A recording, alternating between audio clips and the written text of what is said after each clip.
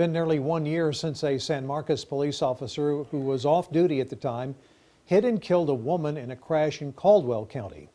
Police who responded found an open can of beer in his truck. KXAN's Jayla Washington spoke with the woman's surviving life partner who is fighting for justice and the district attorney who handled the case. Yeah, Robert. Well, this is Jennifer Miller. She was killed last June. Her life partner was also hurt in the crash but survived. The San Marcos officer, Ryan Hartman, initially refused a blood test after the beer was found. Investigators got a warrant for a blood draw, and the results came back later that day clean. But Miller's partner, she's questioning why he's still on the police force. Pamela Watts keeps a folder of photos and newspaper clippings of her life partner's story. I want people to know she was an angel. A story, she says, ended too soon. My brother came in and said, Jennifer's gone. You know, and everything after that is just a blur. This is the last memory Watts has from her hospital bed, recovering from her own injuries in the wreck at this intersection. At that intersection, he had 2 stop signs.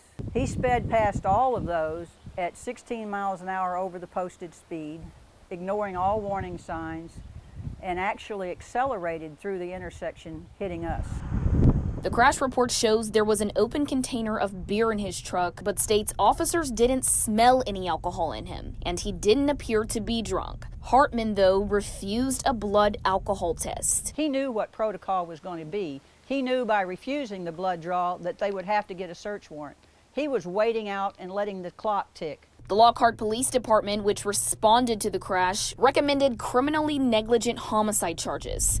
The Caldwell County DA passed the case to Bastrop County because of a conflict. The facts here in this particular case did not support a prosecution for criminally negligent homicide. Bastrop County's DA says he thinks this was more of a distracted driving incident and presented that to a grand jury, which decided not to indict Hartman. Just because someone is killed in a motor vehicle accident does not mean that someone necessarily committed a crime.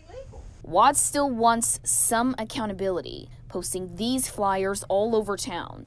I'm out to get justice. I want his badge. The fact that Mr. Hartman was or was not a police officer certainly didn't have anything to do with my evaluation of the case. We want to live in our nice, cozy worlds and create our happiness bubble, but I can't do that anymore.